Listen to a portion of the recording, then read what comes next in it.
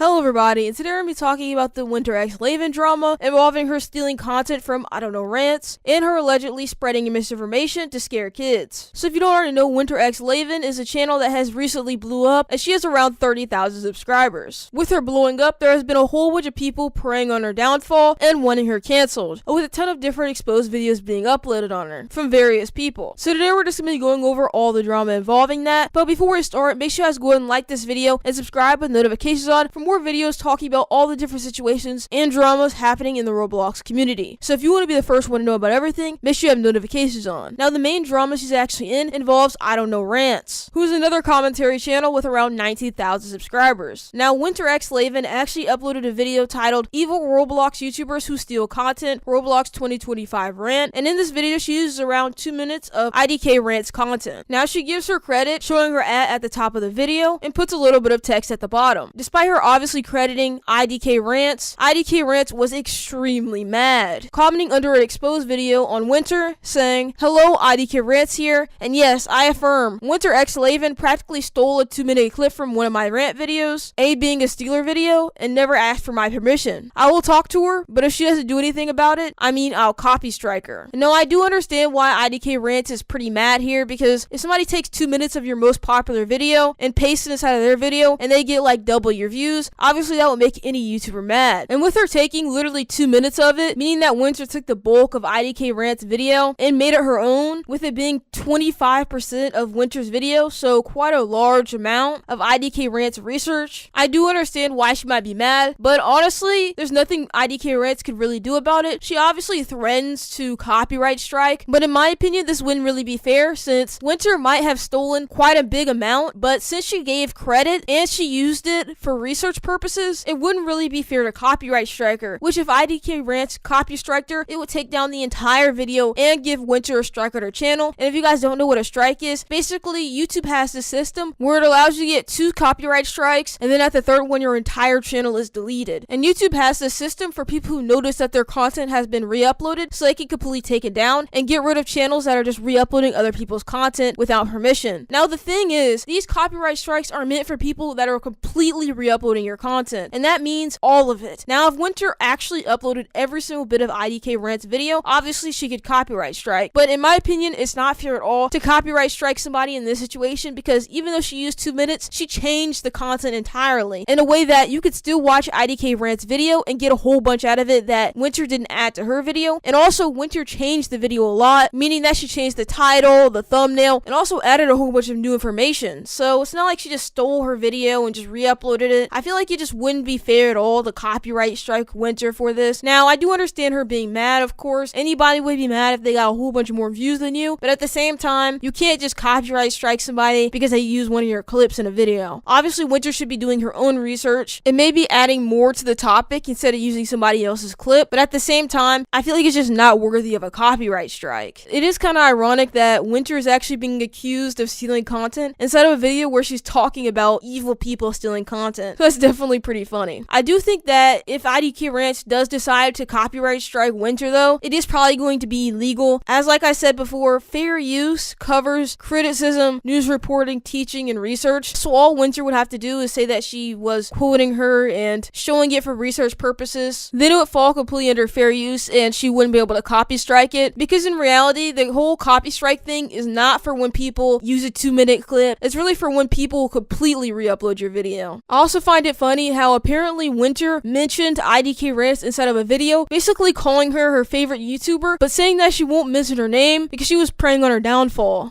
Who's your favorite YouTuber? My favorite YouTuber is no longer my favorite, simply because she wants to see my downfall.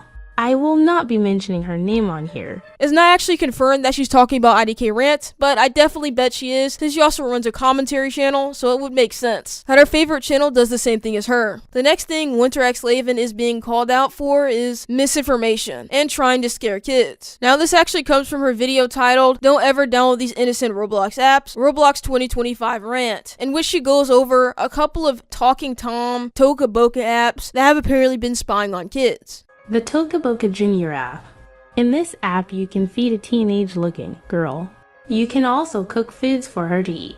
Even though it sounds like an ordinary cooking kids game, There's actually little hints in the game that it's not your typical cooking kids app. Then Winter plays a clip from another YouTuber basically explaining the whole theory behind the Tokaboka girl and basically like kind of like creepypasta sort of stuff about how she's apparently kidnapped and stuff. That obviously isn't true. I mean, obviously an in-game character can't be kidnapped. And this video that she uses a clip from has like really weird, just wrong things in it. Like they point to the girl's shirt that has a skull on it and it says that it's like evil or something. If you play the game at 15, which when the game was made, you'll get this.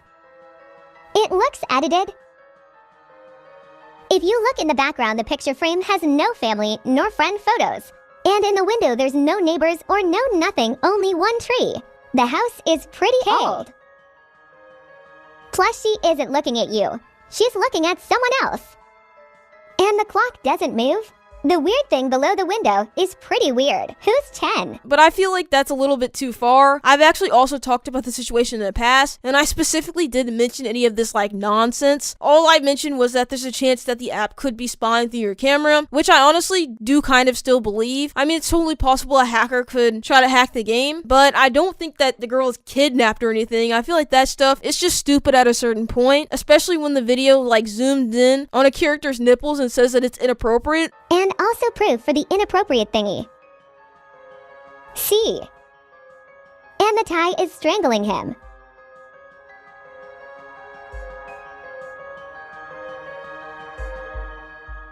She eats the onions because she's forced. And other disgusting foods.